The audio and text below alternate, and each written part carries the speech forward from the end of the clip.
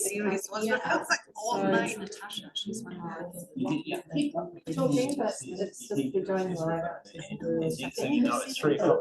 So behave. That's what you'll say. Because you always put this on a cliffhanger. That's it. And then you press the next one. I was like, okay. So done before. Oh, no worries. Fly?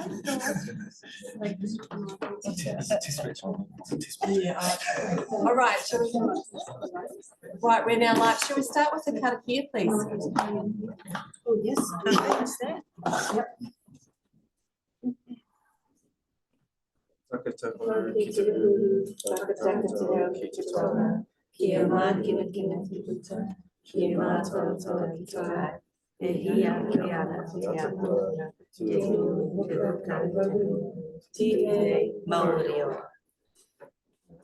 Thank you, everybody. Before we begin, I'd like the board to observe a moment of silence acknowledging the recent passing of Charlie Crofts, Kamatawa of Te Runanga of Kokorata.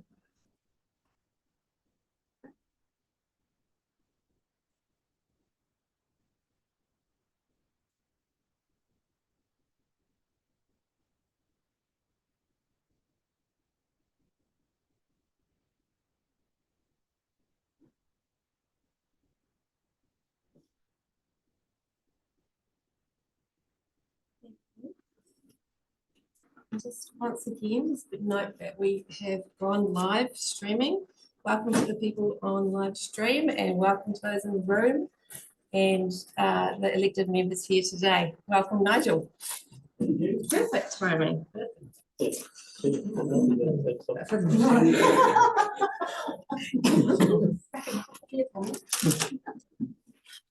Anything hold up, you know? Good hills to climb. Yeah, it's great you're here. So may I remind everybody that any criticism or disrespect of elected members and or staff, and we have to stop the discussion. Right, let's move on to the good stuff. Apologies today. Don't you have any apologies? Right. That's it. Especially here's welcome Jillian today. Thank you. Next we've got the declaration to be the ceremony that we will have for you, Gillian. So I invite you to come to the table and we've got a copy of the declaration to read out to the meeting. There's 2 copies to provide. I think John, come on up. John, thank you very much for coming today. We'll read it out first.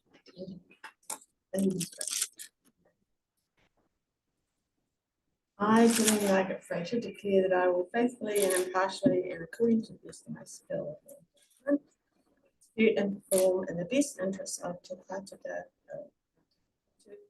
Banks Peninsula community, the powers, authorities and duties vested in or imposed upon me as a member of Te Pātaka, Banks Peninsula Community Board by virtue of the Local Government Act 2002, the Local Government Official Information and Meetings Act 1987 or any other.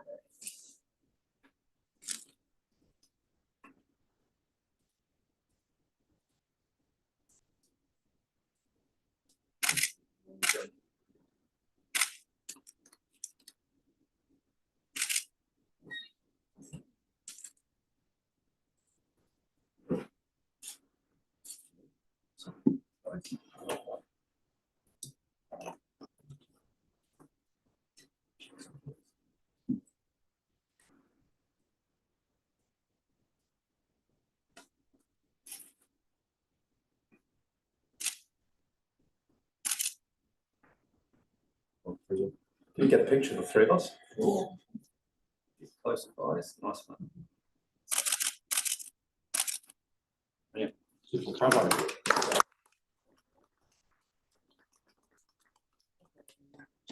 you, John, for coming out to the Always your right. and this is where we're going to have a little a cuppa to celebrate your joining the team. So we'll adjourn for a few minutes and break bread together. And Ladies and gentlemen. different breakfast, isn't it? Oh, you darling. And you muted. Okay. Are we working on live streaming? We're all good to go with live streaming again. Fantastic. That was a lovely ceremony we had for you, Gillian. Sorry to have you here. Thanks for coming and joining the team. Great working together. Any declarations of interest? No. As always, if it comes up during the discussion, just note it at the time. Confirmation of previous minutes. Yep. Tyrone? Sure. And seconded by Nigel. All those in favour? Against? Nigel. Carried. Thank you. And we've got our public forum. Littleton Energy Transition Society. Thomas? Thank you very much for being patient and welcome today. Oh, thank you very much for having me. Oh, that's great. So you're coming to talk to us about LETs. Yes. Fantastic. So, my name is Thomas, and thank you again for being able to present to you. Is this Pat as well? Do we have? Yes. So I didn't see you come. So please relax. We're not pointing out any deficiencies you have to urge you work on. So we're not asking for your endorsement or support, and we are not badgering you for money yet. We are a local not-for-profit, and we've just been incorporated on the 15th of January, I think, and we are now applying for charitable status. The application's underway. We haven't heard back yet from the registrar. So what is energy transition about here? First of all, quite obvious, electricity generation from local renewable sources like solar and wind. And the idea is that the local community controls generation distribution. And the local grid is designed for distributed generation at the moment. The grid is hierarchical, and with a lot of distributed resources, the grid topology will have to change. And we have to learn to live within the limits of what renewables generate for us. So that's probably a tough one. But if we manage to achieve that over time, then we hope to have equitable access in our community to electricity and be more self-reliant and resilient in terms of things to come. So here's a short overview. So climate change and energy is one concept, and in New Zealand we have to double our generation in the next 26 years. This is to decarbonize transport and process heat. But additionally, we have to replace the existing fossil fuel, mainly the hand power stations. The problem with intermittence is storage. With renewables, they are intermittent, so we only have solar generation when the sun shines or the wind blows, and storage solutions. And as I mentioned before, the grid topology has to change. So this is, when you think about electricity and climate change, these are probably the main points. If you look at electricity, it has become an essential service. 100 years ago, it was a luxury, and light and electricity were synonymous, basically. It's sort of, can do away with candles and petroleum lamps. But today, you need it for anything and everything. And of course, with decarbonization of transport, we will also have to have electricity for transport in a much higher degree. So without electricity, I call it the glue of society, nothing works. We have no communication. That's what we saw that when Gabriel hit Hawke's Bay. And the third element here is the little community. And of course, we want a local ownership and control of electricity within the community and be able to have a resilient supply, which is so So it's important because electricity is such an essential service, very similar to water, for instance. Have equitable access to that resource. And of course, we have to do a demand management, efficient energy use and so on. So what is a long-term possible vision? That's all a mouthful, but what could it look like? We see over the world more and more microgrids. Don't get hooked up into the details of this, but the important thing is basically one connection to the national grid. But within a community, you will have a connection of solar and wind and other renewable sources. And basically, you look after your own destiny. We are still in the sun. We are still in frontier, but we know what is coming. We all do know that it's 2050 carbon zero society. We don't even know how that remotely will look like. But we know that the electricity sector was privatized basically in the 80s and 90s. And the main objective, of course, of private companies is to make money for the shareholders and not look after the well-being of consumers. And that's not a critique. I think probably most of the oligarchs or the oligopoly, we have 4 gentailers which produce 80% of our electricity. They're good companies, but are they sort of fit for purpose in terms of when it comes to the future? And we think that the current structure really prohibits the electricity sector to deal with climate change. So it's an essential good, and it should be used and produced with the environment. Just look at our connection from a household, and most of that actually falls into council obligations. So if you look at water and sewage and food, transport, heating, the relationship a household has with it is money. So if one of these become more expensive, the reaction is we need more money. We don't know about the limits. So if we would have rooftop solar, all of us, we learn about how much energy we actually can generate and how we learn to live within those limits. So money is not the overall issue if you have a limited resource. So this is it for me, 5 minutes. I hope I stayed within that. If you have any questions, please contact us, or I'm very happy and Pat, very happy to answer questions if you have some. Oh yeah, well done. I think this is a great initiative. But I'd put it to our councillor, shouldn't this be run right through the city as well? I mean, this is a philosophical position about generation power, isn't it? It's in conflict with the shareholder that had the power company. Are you asking me the question, or are you asking Thomas Sort the of question? actually, it's an open question, really.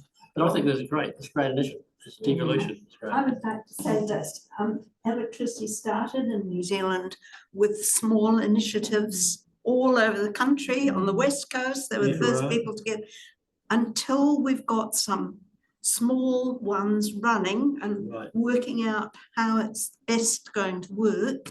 We probably have to start small, and we're ready to have a go at it. You get the model. Well done. Yeah, thank you. I mean, It will be very difficult for you to have a hydro generation facility in your backyard, but solar panels or wind scales down to the rooftop level. So we have new technology which allows us to do this. And what we had, the old grid, worked fantastically well, but the question is whether it will work well in the future. but we're all about encouraging grassroots innovation, Nigel. Yeah, no, it's great. Yes. And, councils can provide scalability when the time is right, I guess. I'd just like to suggest or to put out that the alternative, if we don't do it on people's roofs, perhaps all over Christchurch, we are going to be faced, and this will be a community board issue, with applications for wind farms and solar farms and covering landscape. And I'm sure most of us are not too happy at the thought of that. So this is a really good alternative to big wind farms and big solar farms. Very enlightening, thank you, and for the initiative, thank you very much. Thank you. Thomas and Pat, thanks for your time.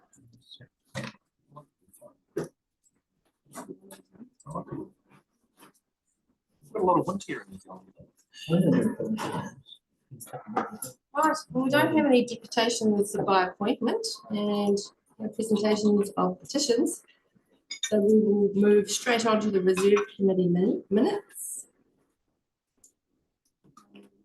Unfortunately, Natasha's not here today to sit up the front and answer any questions we have, but we have been here. Happy to take some questions. Point out that you've had a couple of resignations. Pete Richardson from Pigeon Bay after decades on the committee, and Liz and Brian Bain from Robinson's Bay Reserve Committee. And I'm sorry, I don't know how long they've been with that. You also had Ross Blakes, he was from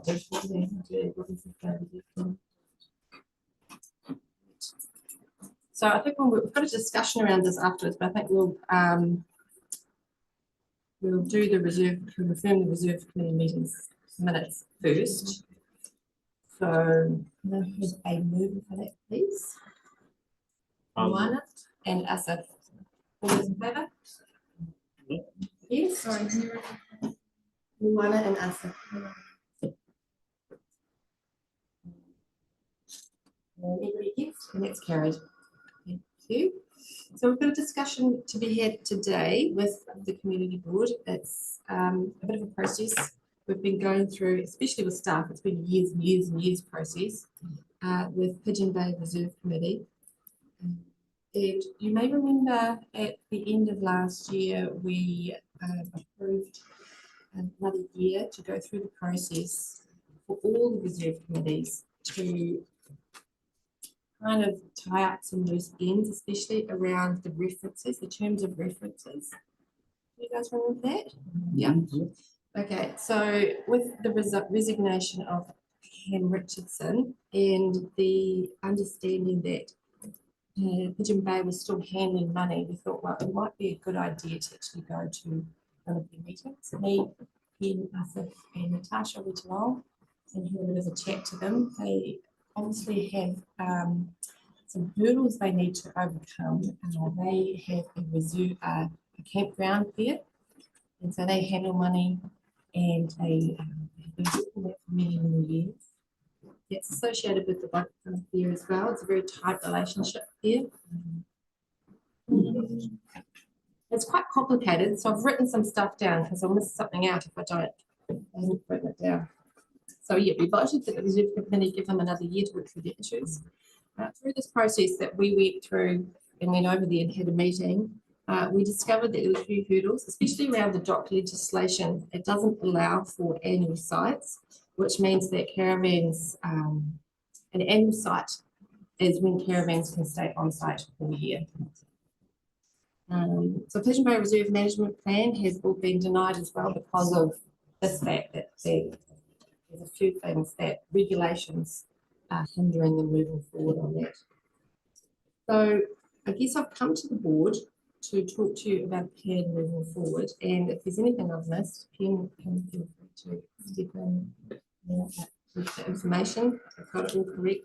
So I have been involved since that meeting, and the process now really is that we have to want to hear back from you guys, feedback in regards to what the next step is with these folks. So my primary focus is to help support them through whatever. We have some certain boundaries that we have to follow. So the dock has legislation, and then they have great relationships within their community around even the person who most of the one has been doing it for a very long time is 90 years old, and they want to keep this person. So we understand the important community connections and the relationships that they have, but there's certain boundaries like legislation that they have to follow, and the next step is a tricky one. So yeah, any questions from you folk about that? What are our options? All right. Oh, sorry. Process questions, so what did you want to discuss on the moment? City committee.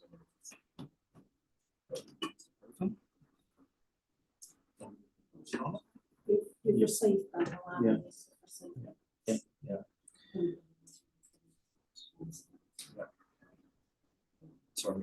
Sorry, one of the Yes, please. No. Right, so we're in basic discussion. Yeah.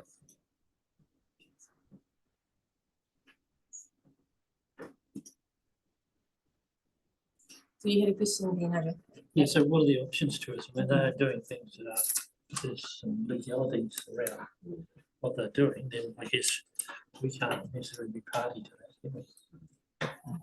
So yeah, some of that is to do around how we want to support them and also what we feel as a board. Now that things, you know, it's come to our attention about the legalities, where we sit with that. We take ownership. Yes, it's mainly around funding and having a separate bank account. The terms of references clearly state that they are not supposed to have a separate bank account. So all the transaction must come to the council financial system. So at the moment, they are in transition, I think, to the idea, the fact that they have to give away their money to the council. So they have made some transactions, they have transferred some funds around, but they have to do it full and final. And they really need to basically understand and help them to transition to these new terms of references. So There's also the issue of permanent campsites, I believe, which are on reserve land. council, yeah. No, it's not dock land, but the camping ground is Council. subject to the dock camping regulations. So they're supposed to align with the things which they don't. So in response to Nigel's comment about what are the options, I think that's what we need to find out. You know, suggest to do that and review staff for some information about the options about what can happen. Well, I'm just suggesting that you We'll might have a little more discussion, but we might come back to that. Yeah. Sorry, so just so I'm crystal clear on this. So they're in breach of they're currently in breach of the terms of reference and legislation. And that is happening by they're handling money, and I'm willing to talk about how much money that is. So. Okay, well, that's fine. Okay, good to know. And thank you. And this the permanent sites is a thing. So before we get on to like what are our options, like we've given an extension of a year for things to be sorted out. Do we have it? And I'm taking it we don't have a plan. That committee has not given us any time to plan it. There is so through the literature, there is some plan. The money is being transferred over. So they assured us at the meeting on the 19th of February, they assured us that transferred over, apart from a very small amount that could be some contributions.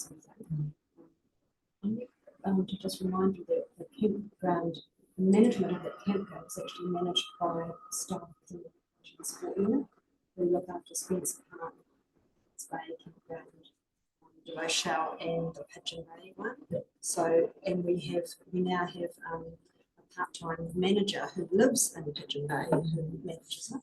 So the reserve committee have been, they are still coming to grips with after 10 years the idea of not being the hands-on managers, but the council staff actually manage, and they're there to work collaboratively with the staff so that they have the. Yeah, well, in conjunction with, Yeah, right? So yeah. So the money is coming over. I think the biggest issue for is the annual sites, the permanent sites, because that doesn't really with legislation. In terms of your terms of reference, you did allow them extra time. You've allowed, there's about 4 committees who need extra time to sort things out, so you've allowed that. But the others don't have that insight going on, which we don't know much about. And just a quick follow-up, if I may. In terms of the fund, does that just disappear? I mean, No, it's ring fenced. It's ring-fenced, good. Thank you. Completely ring fenced. Good. It becomes the operational pool for that camping ground, because there's nothing in the long-term plan for managing that ground other than the staff resource that's provided in Red Sport Unit. So that camping ground is self-funding. yeah. So nothing really changes, it's just to comply with the legislation. Yeah. But that's good. And of course, working in conjunction with council staff, to have access to their funding is. So they think they have good support, and from the outside, it doesn't look like there's a lot of change, but there is a lot of cultural change within the space. So I just want to acknowledge that as well. A lot of cultural change, and that's what we will do, support them through that change.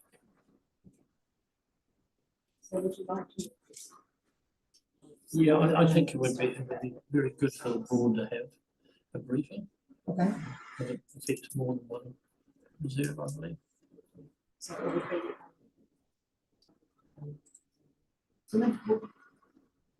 Formal year staff report. So to investigate the issue of reducing the permanent sites at Peninsula.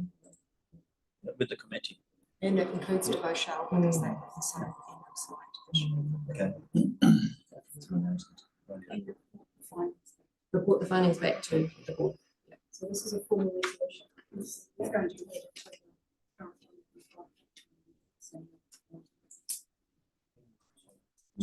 Well, if an annual site is not permissible, what is the maximum length of tenure on the site? Will that be part of the report? Absolutely. I think everything needs to be.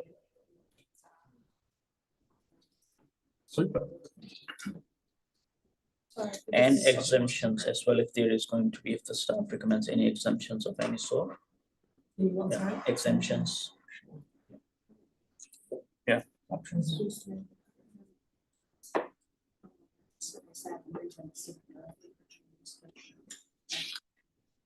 Okay, so yes, as Liz just reminded me, as the mover and the seconder of the original resolution, are you happy to stand by that Yes. resolution? Okay. All those in favour? Thank you.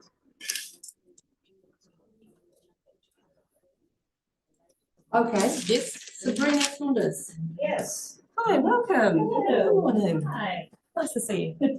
I'm Sabrina. I am the new manager of Naval Point Club Littleton. I'm also president of Littleton Netball, how the American netball. I also live a half block away. So over the weekend, on Saturday, the council announced the closing of the public ramp, but it had been closed for nearly a week at that point.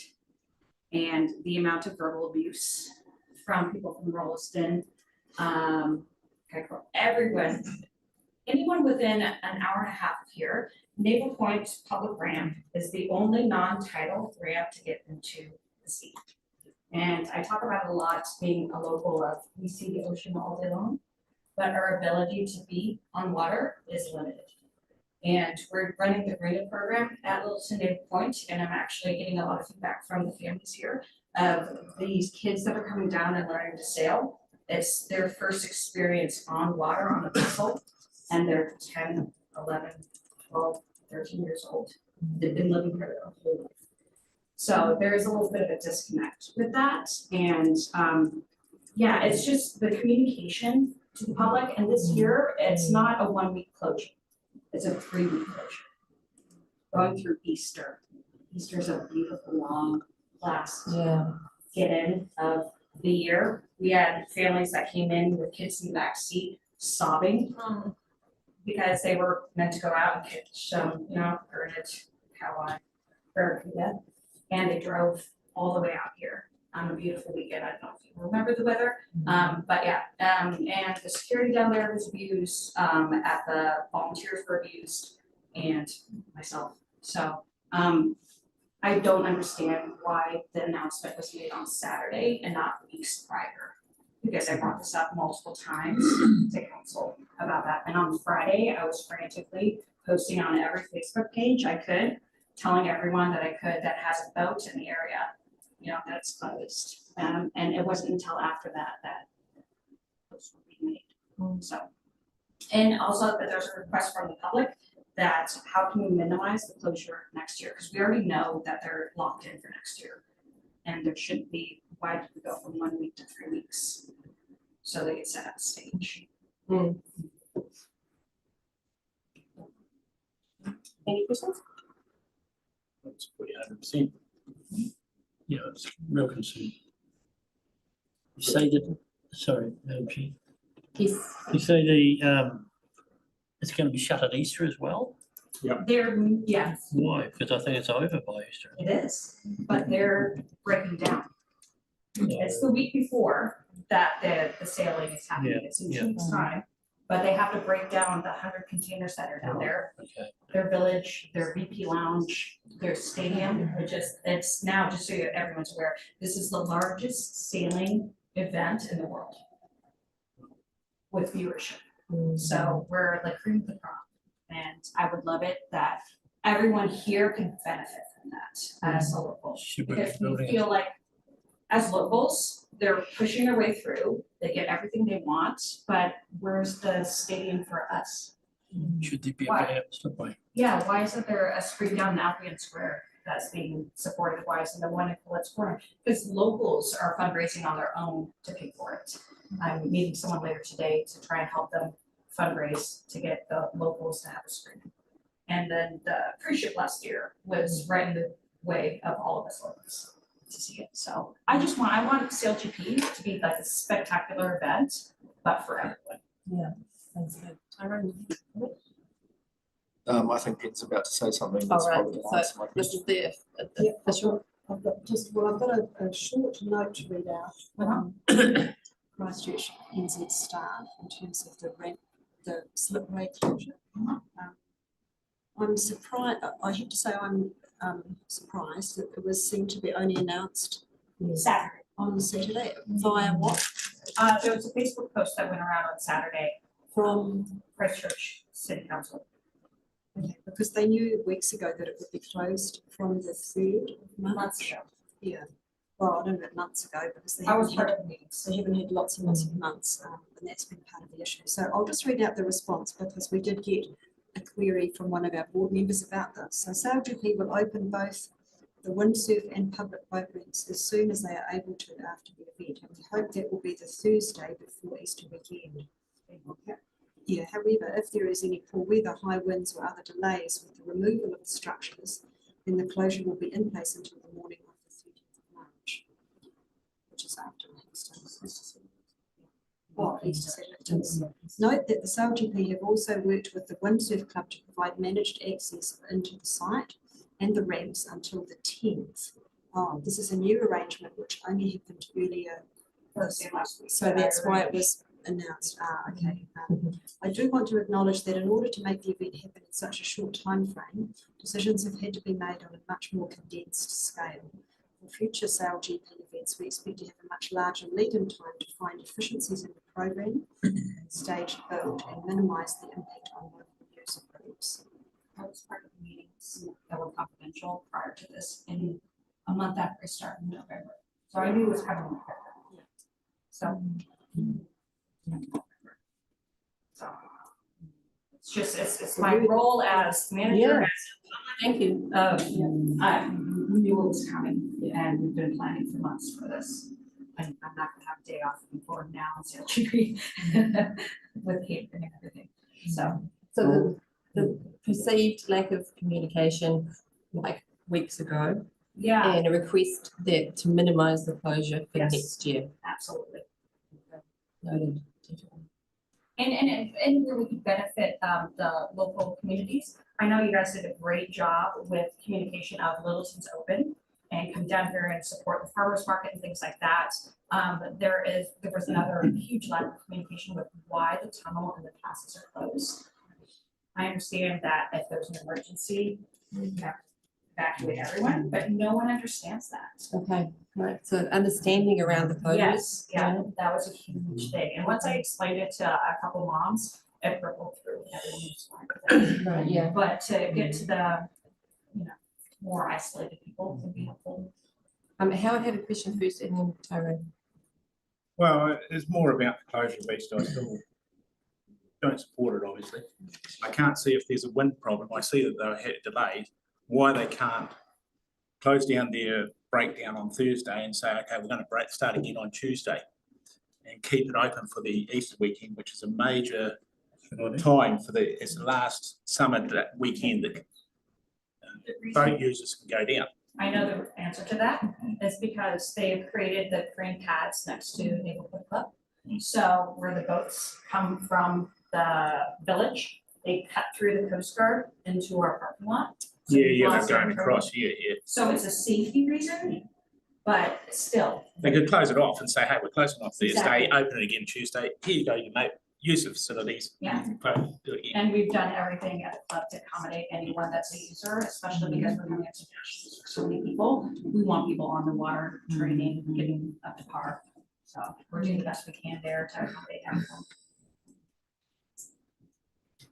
Tyrone, you're thinking. Oh, just on the communication thing, like this, I guess the thing is that SailGP have like so much power in this relationship within the city that the council don't necessarily have. So, so I think it's, you know, maybe the stuff around the roads didn't do that as it could have. But on the road the way that the road network's going to work during that weekend, it's really important because to know like the passes, for example, are not going to be closed. They're just only one way out. It's just it's the way that the They're traffic. not closed, they're going to be managed. So if you like the road is not closed in Governor's Bay, for example, Yeah. it's just that you can only go out.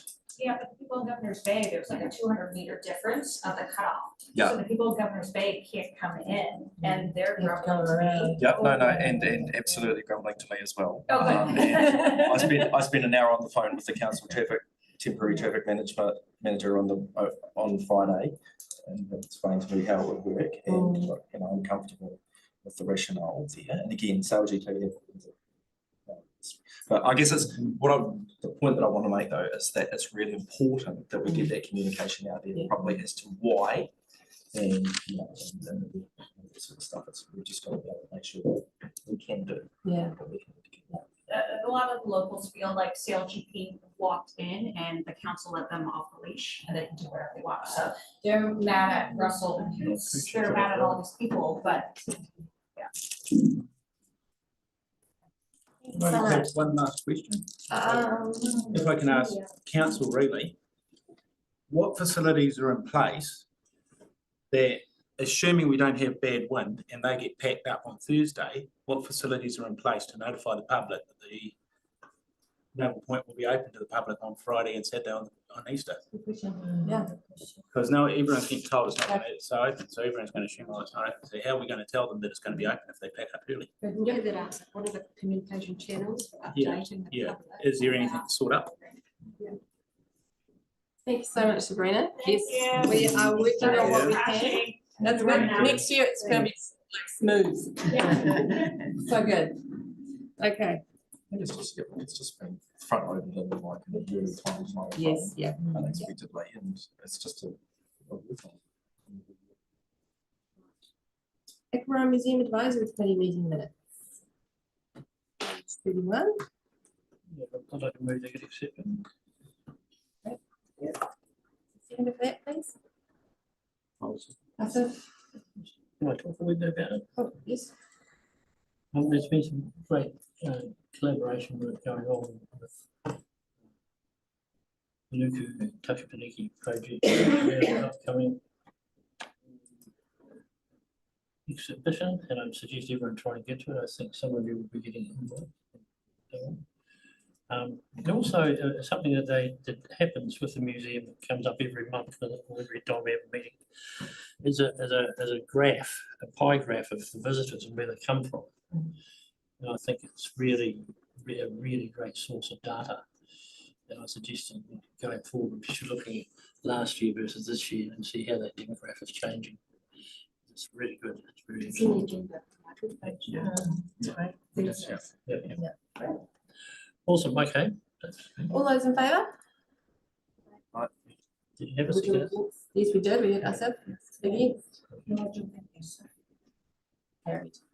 Thank you. That's fantastic. And we're moving on to staff reports. So, report on the electoral officer, the Littleton subdivision board by-election that we just had. Liz. Hi. Welcome back. Good to have you.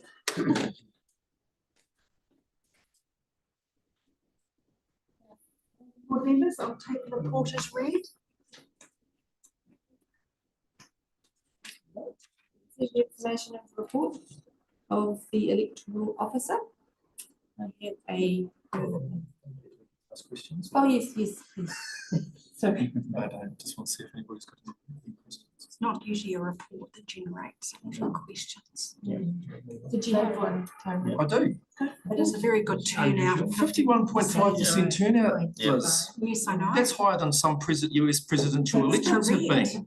The electoral, Um, I'm got the electoral officer's hat on, but she is very pleased with that Do result. we have any insight as to why it was such an incredibly high turnout for such an engaged community? Because they're such a highly engaged community. It's sad though when we consider 51% a high turnout.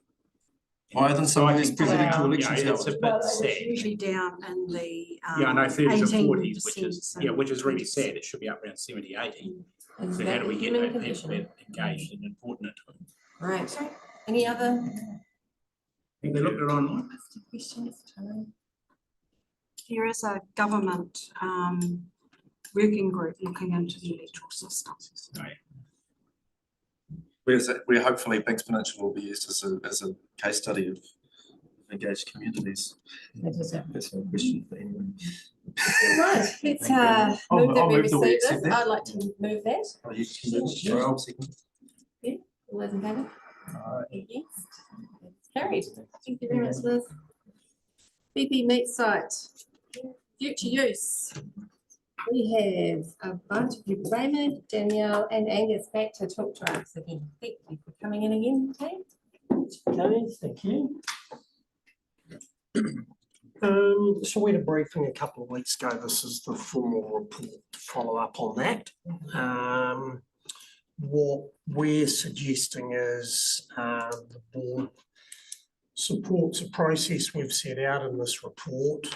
I think we need some structure and discipline around this, all have a common understanding of moving forward so that we get a decision at the end of it of how we want to develop and use the site.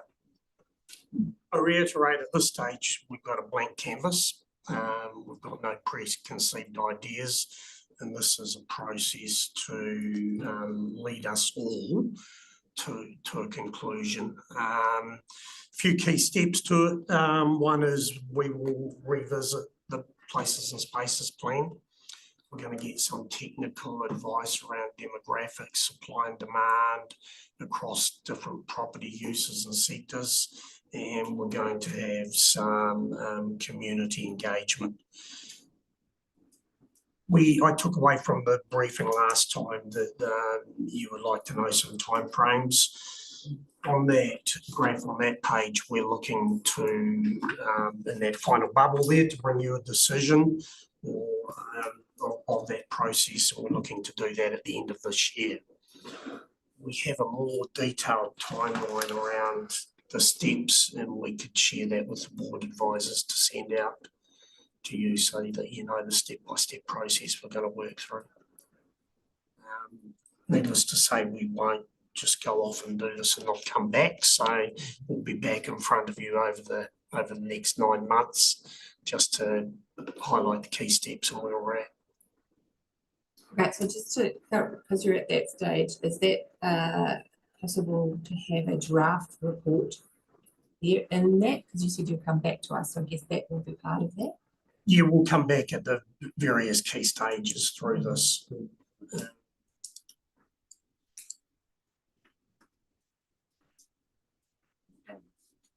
All right. I should ask this at some point, but how big is the actual? Is it in the report? How big is the actual area that we're talking about? That's- You have a handle on that? So Nick, Oh, yeah. if you open the 2,555 square attachment, there's an attachment to metres. the report. Is it in the report? There's an attachment to the report which has more details about the property itself, yeah. Just another quick question. Angus, you say like it's blank canvas, like what are the I mean, surely there are things that can't. So, what sort of, I mean, what are the sort of that? We know where they go. I'm just putting it in your. Yeah. I'll speak to this a little bit. So in that diagram, one of the stages is developing site requirements and principles. So at this stage of the process, we envision coming up with some principles for the site, which will filter out some of the options. That might be similar to some of the ones that were developed as part of the open spaces plan. There were things like provides for economic growth and development. Does it provide for community development? Does it reflect the surrounding character? Those sorts of things. So that's a step in the process. So that will shape some of the options as well as the rules in the district plan. So it's zone commercial. It's Commercial Banks Peninsula, Commercial Centre Banks Peninsula zone. So obviously these rules in the district plan, things like industrial activities and service stations and trade activities, that sort of thing, obviously aren't allowed in the zone. And there's also the bulk and location rules like height and setback from boundaries and that sort of thing. You've got a stream too, setback. So I think a combination of all those things will sort of whittle out things that probably aren't the best use for the site. Is there, sorry. Is it accommodation, is that covered in there? Is that restriction, the district plan, as you say, Guest accommodation. It's public commercial use. commercial use, I think. Hello, Kathy, and then Tyrone, and then. Sorry. So just in terms of the low-lying areas in front of all that spaces, is there sort of any accommodation for the retreat of possibly some of those spaces eventually to little higher ground? Because, you know, like you cottage, you know, those sorts of Yeah, and places that I we're have talking heard about. of that. Yeah. Being an issue, an option. Look, it's a possibility, but that is something that we would have to work through as an option for the board to consider.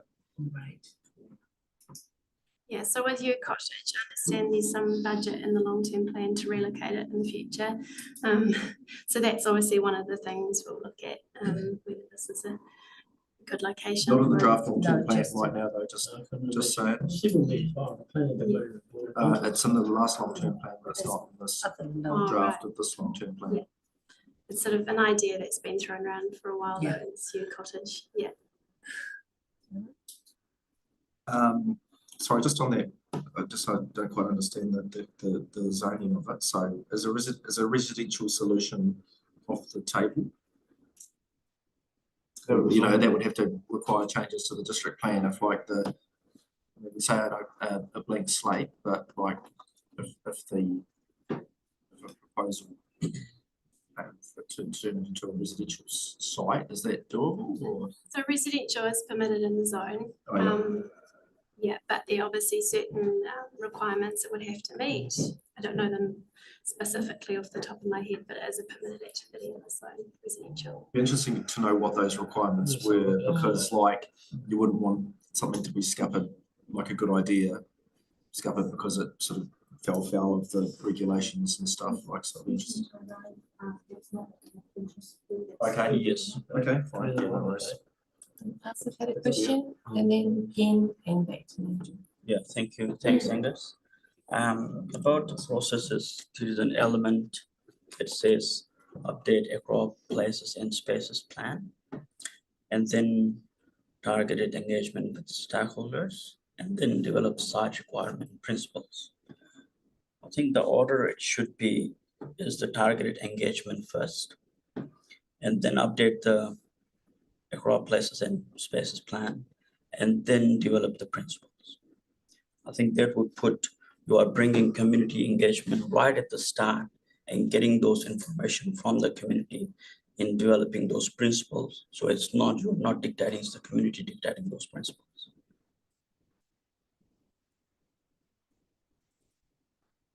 And second part of my question, engagement with specific stakeholders. So could you elaborate that, who that would be and how that would look like? And whether it is open to general public or everyone or just some groups? Yeah, so the technical economic assessment that's being developed, that might come up with some options which need to sort of be explored further and questions sort of asked to tease out information further. So it's really just filling in some blanks and I guess expanding our knowledge of the different options before we then whittle them down and consult the community. So it's more of like a filling in the blanks sort of space there. Yeah. So where that information comes to fill in those blanks, is it the council staff or the community? You need that information and aspirations. The across place and spaces plan was drafted a while back, yeah. 2011. That was 12 years ago, 13. So community aspirations have changed. COVID has impacted, and we have seen the community has changed during COVID. After COVID, we see new youngsters. They work from home. They have changed the local demography of place. So you need that fresh information from the community that is there at the moment to update that plan in its real sense, so that across place and spaces plan speaks for the community. So you want to bring that idea from the community into the plan and then develop principles. That's where technical space expertise comes, Angus and your team. So I think the way it is going, it just feels like that you are putting a box, this is a plan, and we have updated everything, so you have a say on this. So it's not really a say. The community is not having a say because they have to choose from the options that you have provided. Yeah. So you're sort of suggesting flipping it, so it's engagement and then updating the Yes. places and spaces And and then then targeted. Exactly. Yeah. And then whatever options come from what are we doing with that BP meet site is the community's aspirations. So you are feeding into that idea. So you can tell the community that these are your ideas. We have worked around your ideas. Then they have buy-in. So they said they feel that they have been heard. Thank you. You've got a comment. It's already been answered, but just to clarify what has been. So you're looking for like a pre-engagement. Is that what you picked up? A pre-engagement on the whole site before places and spaces is updated. Yeah, the way I saw that is that we were planning to update the spaces and places plan from the technical analysis we're having done, and with some targeted engagement with the local runanga Anuku. What's being said is we also take this targeted consultation and put that before that box, so that can be included in the spaces and places plan review as well. I don't see a big issue with that. In terms of targeted groups, I presume we're talking about residents associations and key groups, are we? Are you meaning sort of wider community input Yes. or more targeted? Yeah. Wider? Right, so you're meaning more wider, yeah. Yeah, I guess this is just a bit of a learning question, because this has been going on forever. And as we got very close to settling on a plan, and I think one of the last one, I think was Mike Norris's one, had some accommodation and some bit of a park-like setting and everything. And I was told that it was stopped because someone took out a petition to turn it into a car park. They had over 300 signatures.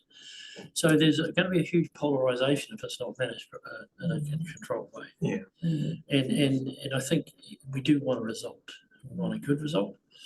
So is there impedances? But is that factual? Was that a myth, or was that fact that it was stopped basically because of a petition, which is totally impractical to turn that into a car park anyway? I'm not aware of a petition. That's news to me. The property came across into Christchurch City Council via Banks Peninsula. I was aware of the Purple Peaks development plan, but I wasn't. I just thought it didn't get traction from a financial viability perspective. I'd imagine any other plan would have come to the board. Yeah, I'm not aware of a petition. And when we inherited it, that agreement sat there, and then I think the company that was contracted to had been wound up or something, so we dissolved that agreement. And then well, we've had the earthquakes, and then we've had a couple of unsolicited proposals. So what the key is, I think, to get an agreed process. So we're all moving forward with certainty. We understand the steps and direction. Because Asif and Nigel specifically understand the community, their input in regards to where that community consultation is.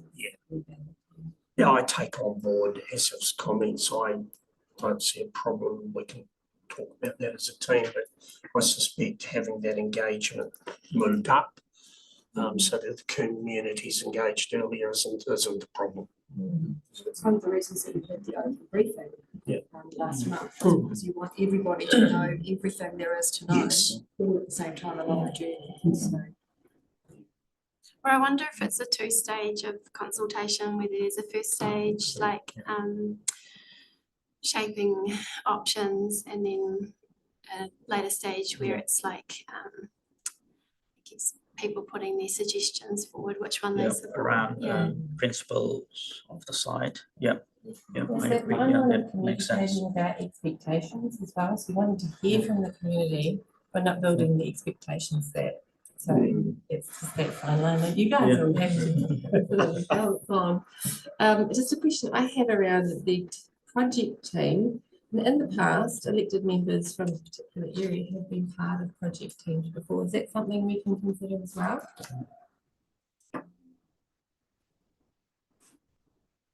Yeah, Yes, we're not opposed to that. We're pretty easy. We're pretty easy to work with. Yeah.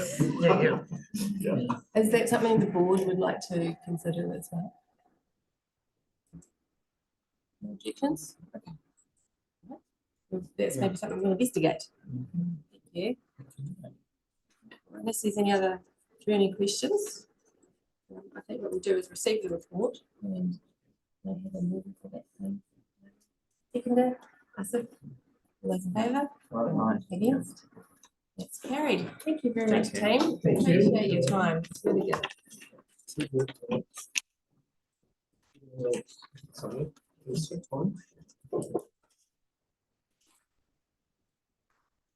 Right, so we've got an external organisation and funding delegation. Yes.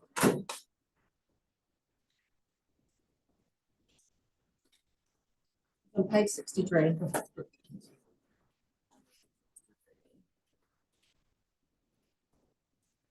external organisations or something.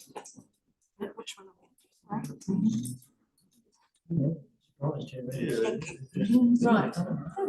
It's really take the report as read. As you know, Reuben resigned September last year, and we need to End of October. End of October.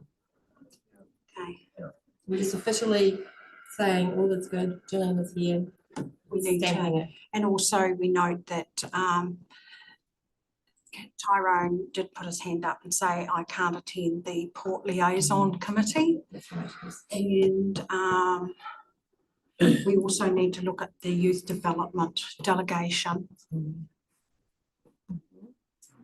We also clarify the coastal hazards prediction. That's correct.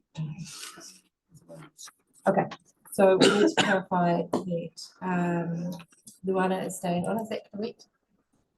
Luana, as the board member representative? May I suggest that we work through the list that's in the report, Lynn, That so would be that great. Yes. support can keep up with the board. Sounds like a very good advice, yeah. Okay. So reserve committee, we've got Littleton Reserve Committee. Reserves, Littleton Reserves. Reserves Committee.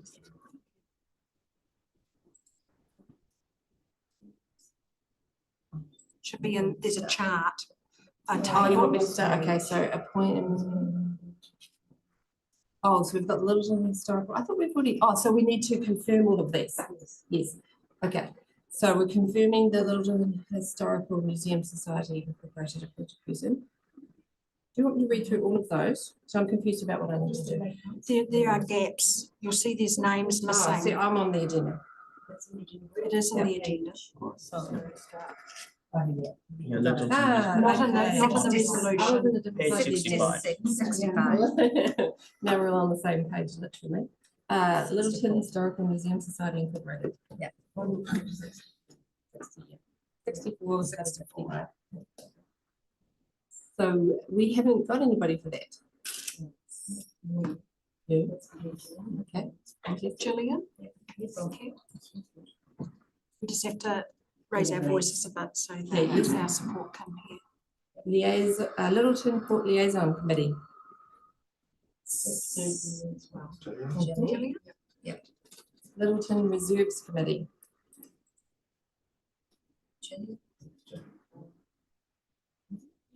Yeah, Oh, no, it's me. I'm on the background. Littleton Community Association. That's the one I have. Yeah. Rub Cottage Trust.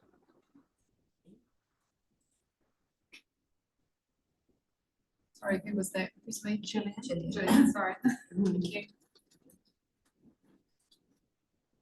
Littleton Business Association. Littleton Harbour Business Association. Tara. Just to say. Yeah, because you were giving up the port. Yeah.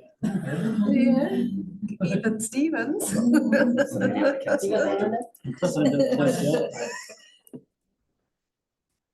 Littleton Harbour Business Association is Tyrone. Project Littleton, Inc. Me, Happy? I think I've noticed the age concerns up there twice. Yeah, page 66. Yeah, it's recorded twice. That all that we had to confirm? No. And the coastal hazards Ah, adaptation plan. program. Well, that wasn't in there as a. No, it wasn't, but it's come to the surface There now. had been some discussion, but that's not going to change. There's no change. Nothing No else. Yeah. About that. Okay. We've reviewed the appointments and we have agreed to the appointments and now we just need to confirm those appointments. And also the youth development Oh, youth development, thank you. delegation. So that was me and, No, it was Ruben and yes, but Luana. I had put my hand up for it. Yes, you did, yeah. You and Nigel, I think, it came to that. Oh, I thought we, oh, no, that was the other deciding panel stuff. Yes, it Oh, was, yeah. sorry, yeah. We're fine with that. So So the chairperson and Luana. With the chairperson, board members, because then if Lynn is not available, we can use the deputy chair then. If you're on a leave of absence or something. So is that's the whole kit and caboodle? Is that the way to those changes? Right, thank you. Second, please. Happy? You're the sub for the board delegation. You're all saying nothing, there was nothing. That's right. All those in favour? Right. Against? That is carried. Thank you, team. Thanks, staff, for your help with that. Oh, just because I went out of order. Yes, that's right. So Sean should be online. Sorry, Sean. I got out of order today, so we're back to number 12. Thank you. And we Morning, have everyone. proposed road name change. Yes, can people hear me? Yes. Yep, great. Well, I presume I take it that the report's as read. And if I don't know if there are any questions about anything in the report. Any questions, Tim? This is it's a little like a lower, isn't it? Yes, Little Akaloa. There's Little Akaloa Road there. Looks right, yeah. Look, it is Little Akaloa, looks right, yep.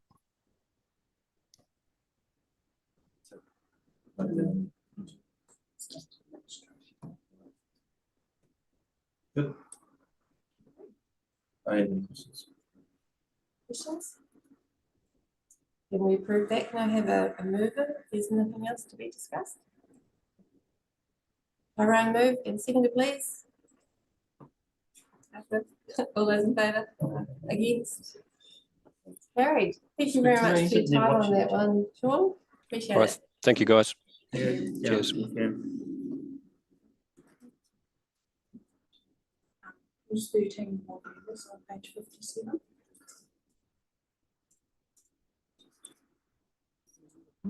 So a trust on the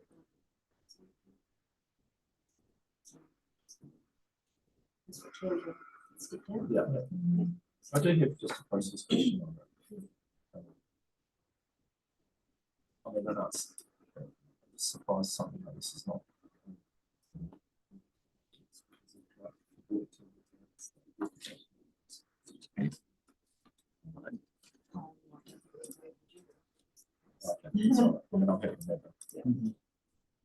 Seconder, please. All those in favour? Against? Nigel.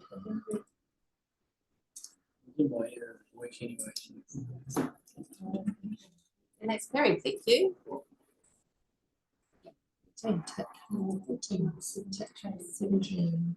Resolution includes supplementary report. Do we have to vote to include it? So I move that we include those supplementary reports. Seconder. I'll second it. All in favour? Against? It's carried. It's just a procedure.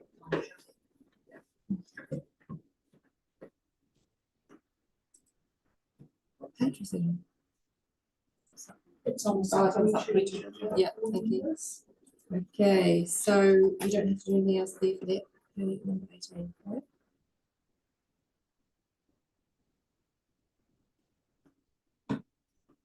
So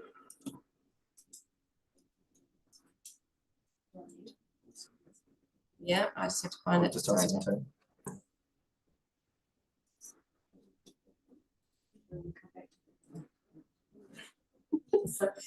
Bouncing all over the place today, please just.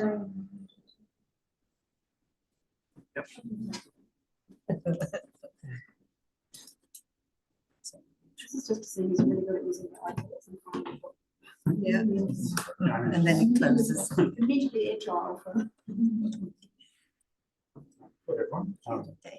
I just, so this report came through kind of on Thursday or Friday last week, so if you haven't a chance to read it, that's obviously, it's okay, so I'll just quickly summarize it now. So this is for the live streaming event down in Albion Square for Sale GP. So this is for the Littleton Harbour Business Association looking to host this event. There's some funding from local sponsorship, so the businesses in the area have been kind of brought on board for this. Great opportunity to kind of widen accessibility for the event. So yeah, if you have any questions, answer them now. Do this with someone else. Too short of notes. So, and the rest of So the money. they don't do it at all, which is why we've got it. The rest of the money comes from what businesses? Yeah, so Ray White, Fresh Choice and Littleton Pork Company have all committed to help support this. The budget's still unconfirmed to an extent at this point. We're just kind of contributing towards kind of helping them kind of finish this off. So while they work out the final details around a few of the items like some security, that type of thing. So, Yeah. but it's all more or less confirmed at this point.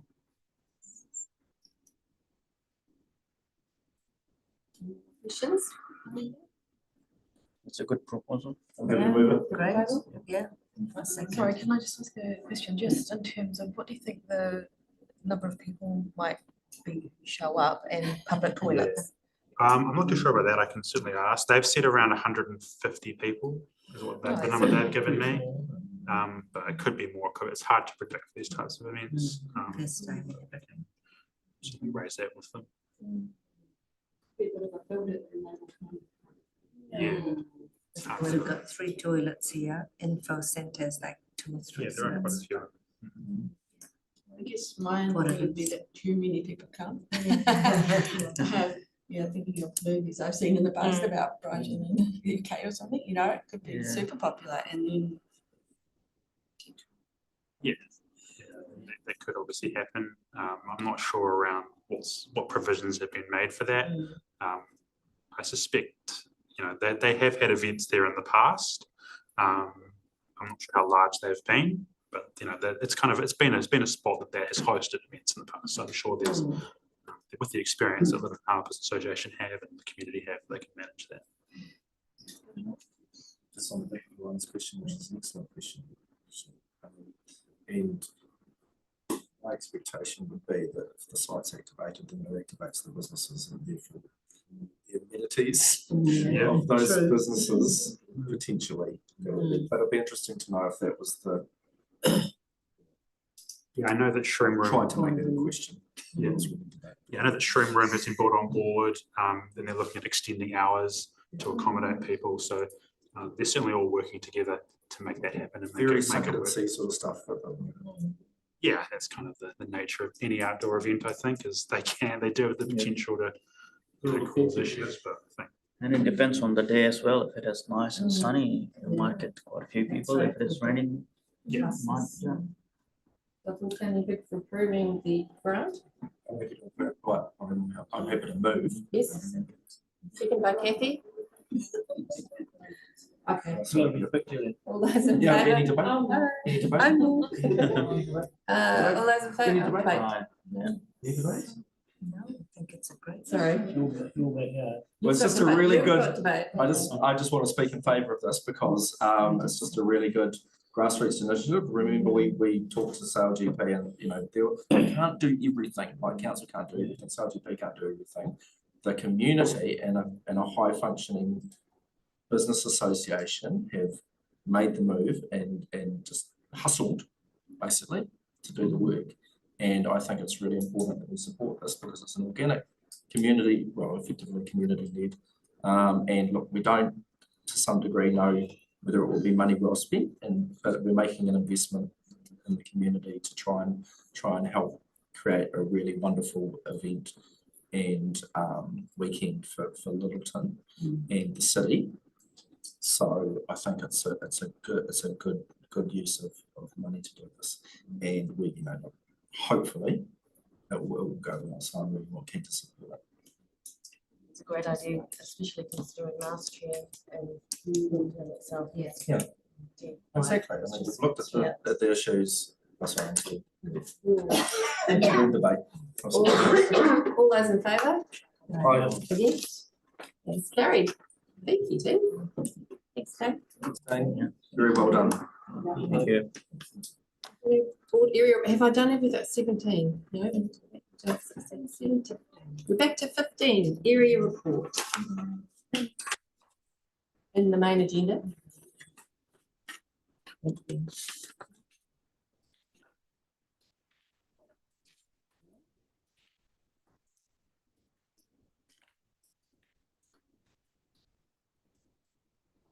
think there's something a lot in there. There's a lot of information in there about.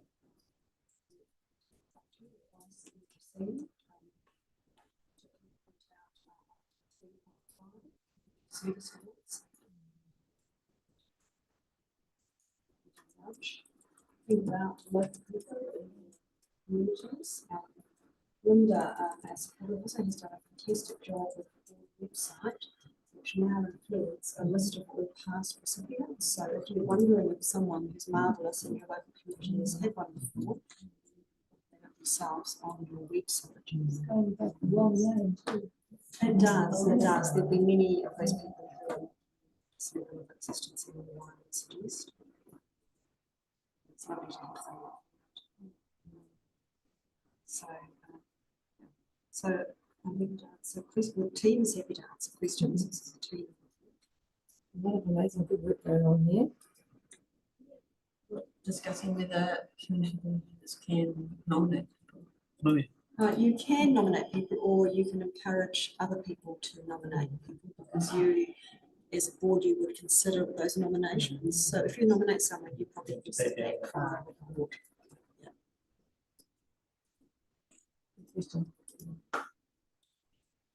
Arrange for the nominations to happen. It's political. So. Discussion on reports for that? Yeah.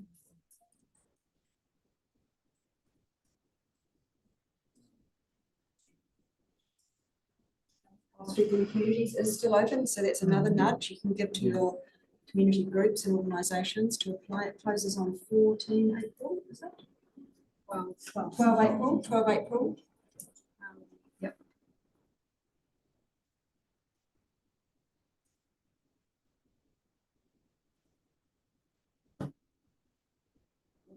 Roasted, scrolling through the area. And while we're talking about money, you still have some funding in your DRF, your discretionary response fund. You still have a balance there. It's 2,500 that you've just given away. Just good.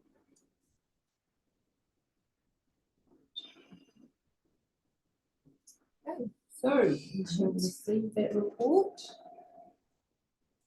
I haven't moved that one. Luana and Asif, seconded. Yep. All those in favour? Against? That's carried. Thanks, team. Great work. And we're up to elected members exchange. Who wants to go first? All right, this morning. Yeah, you go first. Okay. Yeah, So you get ready. In terms of just from observation, say GP, they've given out the passes for postal boxes at the pharmacy and the post centre. So they're just going to postal boxes at the moment. So is that, sorry, do you know if that's everybody that's being? Those that hold, places?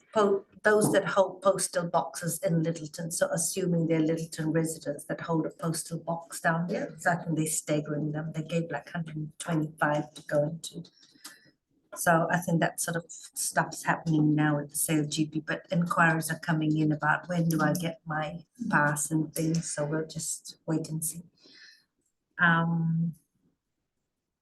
So they're not delivered to individuals. Yeah, I'm not sure the stage of that and when though, because last year we did, didn't we? We got it in our letterboxes at home. Yeah, so I think it might be quite a staggered process, but the postal ones come through. Littleton Emergency Hub are doing their community conversation, so they've got a list of all the different stuff they will be covering. Cass Bay had their beach picnic, which was a very small group and yesterday, and I think we just realized that our kids are all growing up. So now it's like the really young and you know, empty nesters are coming together. So it was quite nice though. Littleton, so I'm just gonna jump. Littleton at 40 Winchester's got a shared table, like a shared kai table. People are bringing extra produce and stuff. It seems to be going really well out at 40 Winchester Street. We did a litter hunt yesterday, so wonderfully coincided with Portnoy's again, like from last year. Just want to shout out to the Portnoy's crew. They did an awesome job setting up, setting down, and the litter was, it was pretty minimal around where they held their event, which is really great. Yeah, and just like I think any major event, I think cigarette butts was probably the most outstanding thing there, and they recognize that as well. So it's just something they can do better next year as well. And they definitely had receptacles for all of that. But you know, when a group of people come, but otherwise, yeah, no, it was our usual cleanup. 16 volunteers, about nearly 58, like nearly 60 kilos of waste, 46% of recycling. And once again, I always say the 40, 60, 60, 40 sort of waste and recycling, again, it kind of fits in that. So I think they might present at some point their findings on the litter work. Yep, I just saw a comment on Facebook regarding the Pony Point detour due to Sail GP. I think that was picked up from the information center.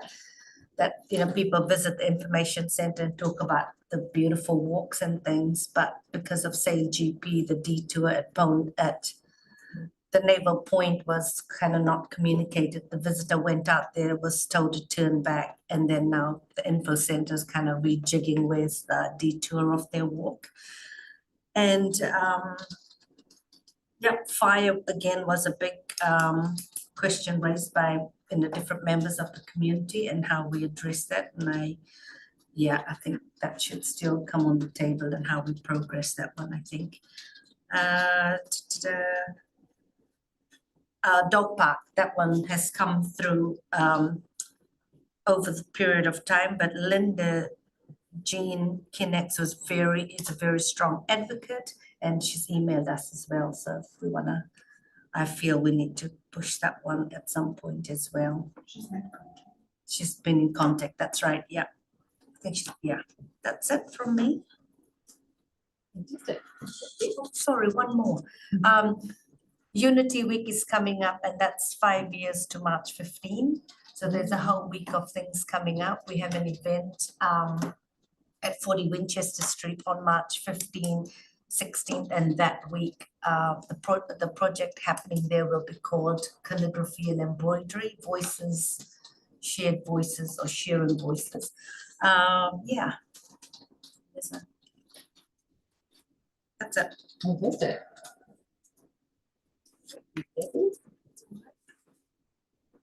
We go around the table. Okay. I'm pretty good. The only thing I got is a query from the email on the 23rd of February. I was wondering whether the council has heard anything regarding locals being involved in the display at Sail GP. I've traced it up again. No response. Okay. No, thank you.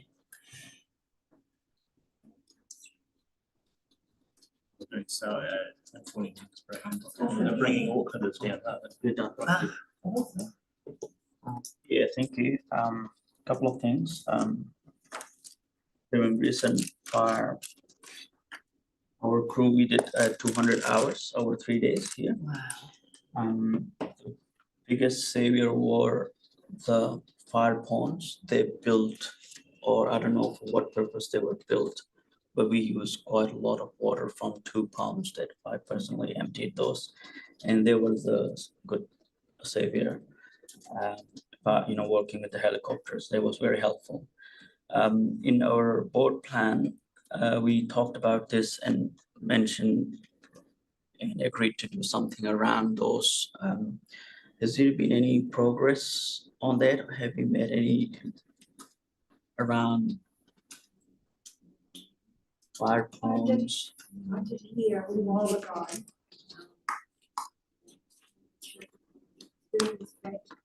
Just got a tank.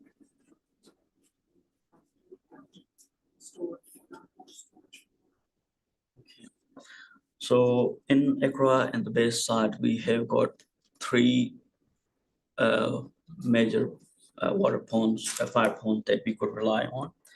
Of those, 1 dries out, and the only 2 are left as one is top of Hinawai and one is one of the reserve on his pillar around that area.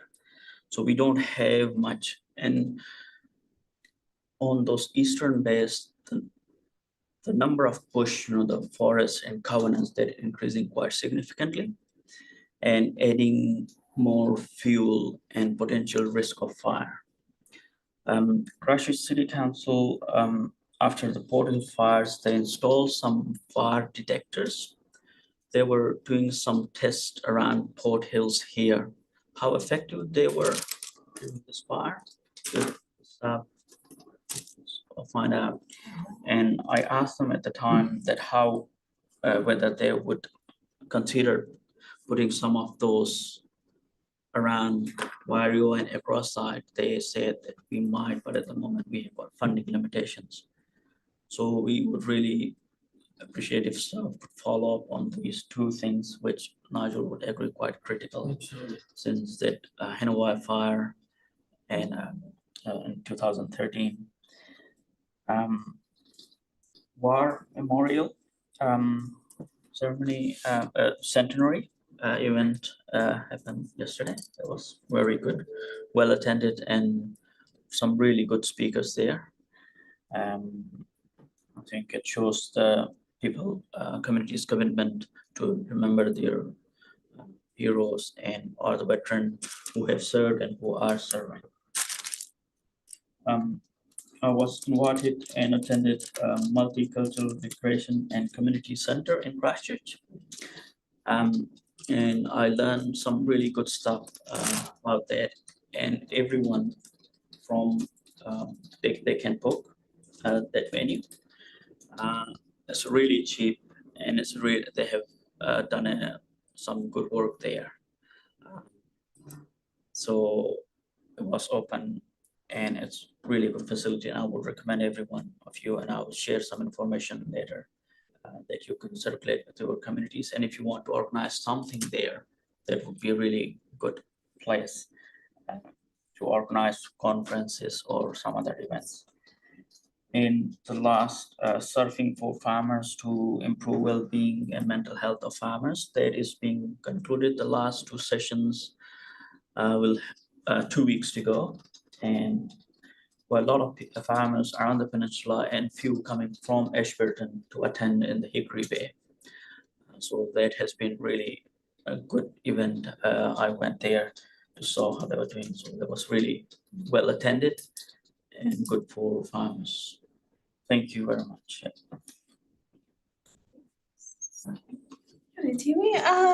Most of the questions I've had or seen over the last few weeks has been around sale GP, and we've received just a lack of communication about what's happening, particularly to road closures. Just some clarification around that. People just want to know what's happening so they can pre-plan. I spoke to Juliet at the Middleton Information Centre around the passes. So the ones to residents being mailed out today, and from I think the 14th, the library is going to be handing out additional parcels. Something like that, you know, it's only a few weeks to go. I understand we're only getting one pass per household. We ran out last year, I think. Some households, like my own, need 5. We've got cars, unfortunately. So just, you know, making sure that there are enough available. Increased traffic. I don't know if it's just summer or what's been going on. We seem to have had a lot of traffic around, a lot of motorcyclists as well. Policing. I don't see the police around very often. So what's going on with that, you know, particularly in the evening? Just want to acknowledge the road sealing that's been done through Middleton Bays. You know, hopefully next this year, this financial year, moving through some of the other bays, Governor's Bay, some terrible roads around there as well. And also, sorry, there was a question I had from someone about the Marine Sanctuary Mammal Plan for Sale GP. Still hasn't been released yet, I don't believe. Where is that currently at? Yeah. As well.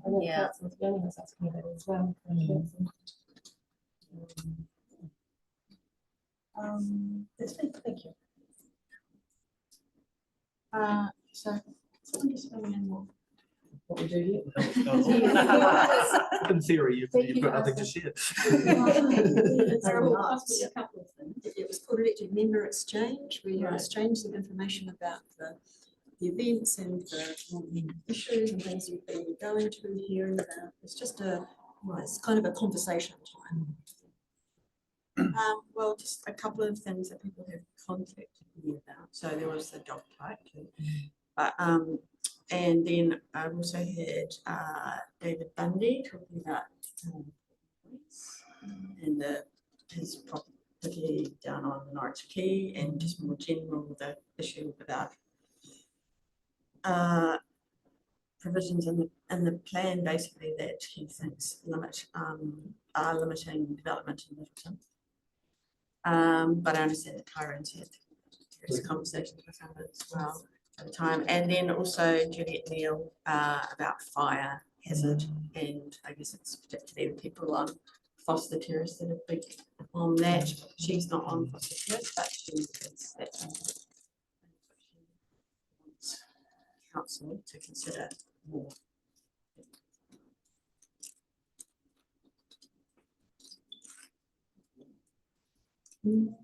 What area? So we had the Berlin flat opening of art on the fence. I highly recommend anybody who is going past drive on in to Harbour Berlin Square. It was such a fun morning. Mullet Man was MC. He's like such a champion. He's so and his partner Mim. I wanted to see them do some little acts, but anyway, it was all about the art. So it was, and I highly recommend having a look. Some very, very talented people in Berlin State, and they are permanent installations. So we'll see how that goes. The toilet update. So Little River toilets have been just Portaloos mostly over the whole summer period, but there is an end in sight. So phase one has begun, which is installing of a bigger water tank and a reader on the water tank levels so that we don't run out, so that people can continue to flush. And then that should be completed within the next couple of weeks. A lot of work is going into that on all areas, and it's really good to see that going on. Coronation Library, in particular, the Trust is very excited about the uses for the community about that, and there has been a green light to go ahead. There was a bit of a stall over the parking area about who would pay for the parking area, because that wasn't coming to me with that. But anyway, so Coronation Library, that should begin the work soon, and what they have to do is take each brick and label it where it belongs and put it back exactly where it went. So that could take a wee while, but it sounds like an amazing process. Yeah. Giant Pumpkin Festival, always a big one for Little River. That's coming up on the 7th of April. So if you're around, get along. It's great support for the local school. It's the main fundraiser for the school. So it's really, really cool. And the school support or the PTA puts it all together. So a lot of work goes into that. And with my community board chair hat on, I went to be a Cairns Bay Health Master over at Cairns Bay recently. And that's the idea of the Akaroa Health Centre, the police and rural support, bringing lots of representatives from different areas. There was even Fulton Hogan there. There was people who have IT support. There was people talking about gun legislation. So there's lots of people there that you can go and talk to at each of these stations. I thought that was quite appropriate, because if you're feeling stressed out about the roads, you talk to Fulton Hogan. If you don't get any, you go talk to rural support about how that's making you feel. So that there is going to be a few different places around the peninsula. I think the next one's coming up in Akaroa. They advertise in the Akaroa Mail. They're not calling it the muster though, they're calling it the house. Annual health. Yeah, I think it's along the summer. I don't know if it's in this. But there should be one in Wairewa as well as somewhere else as well. So, good stuff. Cool. Thank you. Yeah, a lot of the things that have been on my radar have been mentioned. Just another shout out to Port Noise, though. I think it's at a time when we've got a multi-million-dollar event coming to Littleton that takes a lot of resource. This is the opposite. It's like well, I mean, it's incredibly well organised, but it's organically grown, really amazing event that just activates the community as well. So I think it's interesting to get that contrast spectrum there of events. That was something I'm really keen to. I think this board should really support.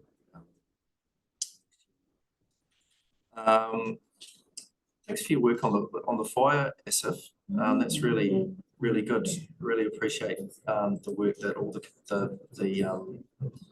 fire crews from across the peninsula. I think we had 4 different fire brigades involved to a greater or lesser degree. I wasn't quite sure on what level it was, but so thank you for your feedback. Obviously, our communities didn't get too impacted by the fire, but that doesn't mean they couldn't, because thinking about fire resilience, the Gillian raised as well, like it's something that's obviously very front of mind for everybody. And there is a lot happening. It's, it happens slowly, I suppose. It's obviously something that we just need to keep working on. Birdling's flat, I was there too, Liz. Sorry, Lynn. That was pretty amazing. Was it art on the wall, art on the fence, art on the fence. Now, and obviously Centenary War Memorial went to that yesterday, that was good. I also went to the 10th anniversary celebration for the Akaroa Marine Reserve, which was instigated in 2014 by Minister of Conservation at the time, Honourable Matt Smith, and he was there out there and really enthusiastically supporting the reserve, and Eugenia Sage was there as well, so the 2 former Ministers of Conservation, among many others, and so that was a really, really nice thing to be a part of. Also, what else have I got on the list? No particular order. Our former board chair made his speech in Parliament last Thursday at 5:30, which was very nice. He did a good job, as we would have expected. So that was really good to see. So you must be next.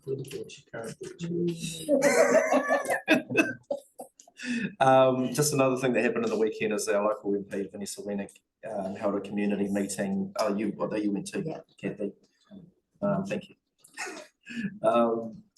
And the key for that was to get fibre broadband. It's about just trying to fill those gaps of where we don't have fibre broadband around the harbour basin. So it's good to see that that's front of mind for her, and we're keen to support that.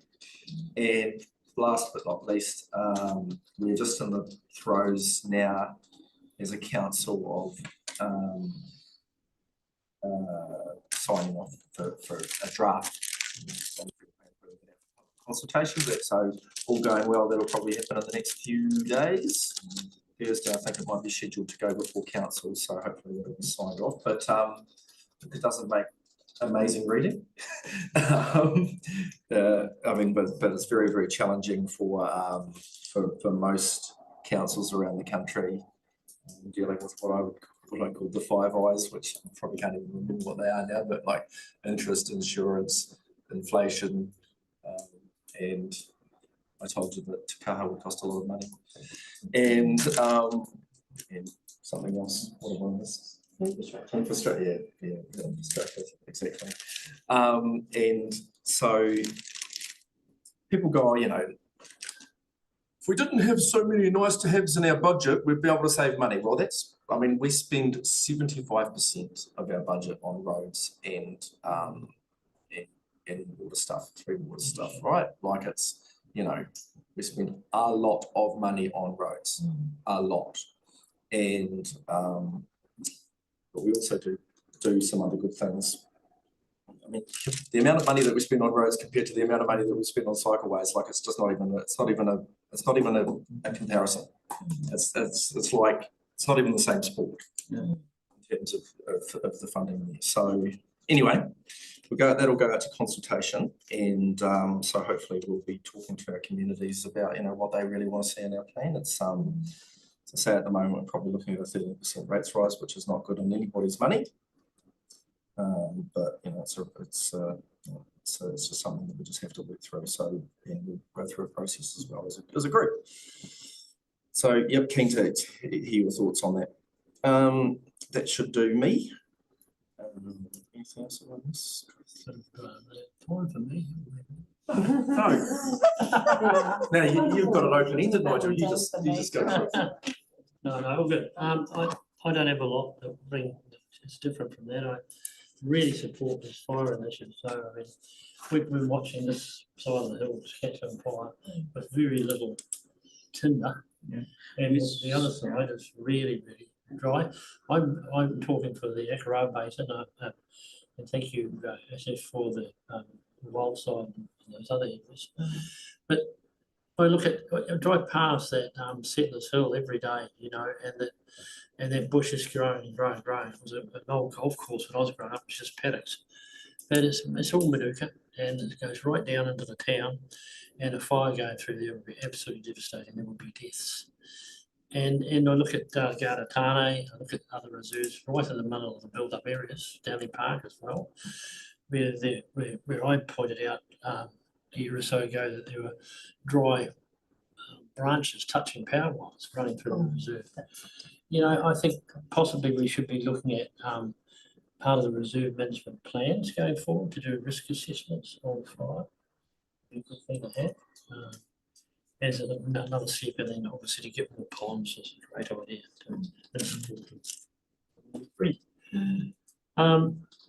Just on the inflation thing and the LTP, yeah, we give away money every year through the Strengthened Communities and the Treasury Plan. Some of those are rollover numbers, and I'll pull up Anzac Day as an example.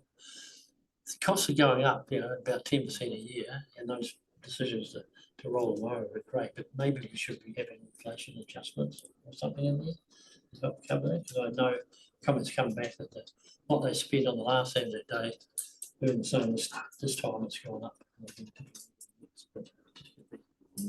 Just a comment. Well, sorry, just to jump in right there, I would be saying, please do a breakdown with the extra funding. Yeah. Talking about the multi-year funding, Yeah. so that they guarantee they're going to get something, but as I say, it's not enough. So get them to actually do an application for the Yeah, extra. well, I'll talk to Liz about that. Yeah. So I know some people think it just should be automatic. All right, just on this Take Peninsula, I'm really excited, not because this is a exhibition about a major significant historical site for New Zealand, but the collaboration with the Nuku has been something we've set up as a subcommittee for this exhibition. Ariana Tika has written a waiata, and it's been given a name. It's called Hei Ara Raumata. Raumata was the daughter of Maharanui, who was killed on board the ship on the way back to the coast. And it's really about the journey of that site, not just the event. And Helen Brown's been involved and by weekly calls to get the stuff sorted, and Kelly Tikia, anthropologist, and Ariana Tikia, who are direct descendants of Holly Tikia and Tamati Tikia. Was the first in the South Island side of the Treaty of Waitangi. So it's a great collaboration. I've never seen that before in any museum at that sort of level, and have been so willingly wanting to do this. So that's coming up on the 4th of April. What's the space? Outside of that, that's probably about me. There's not a lot else. The museum, obviously they come up with the annual plan. They're always concerned about whether they're going to have the sustained funding going forward, being the only museum with a council fund. It's always under threat. But, some talk around that. Concern, that'll do. Lovely. Thanks, Erin. Yeah. Sounds like there's a lot of really good stuff going on in the communities. This is anything else? I think we'll do the kind of here to finish this part, and then we'll do timings around it. We've got lunch before we can. Right, let's just do the kind of for you.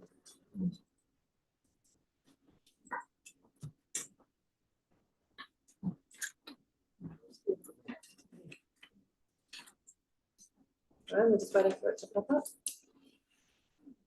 So it's just stretch and breathe.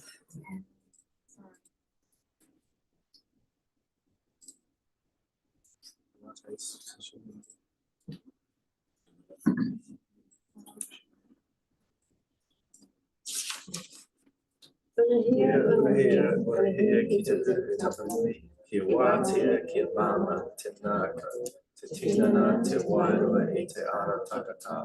Kua rāia o mua whakaiera ki runga. Kia tina, hui tā. That word is whakairia. Thank you. I was gonna say I need some guidance on that one. Thank you.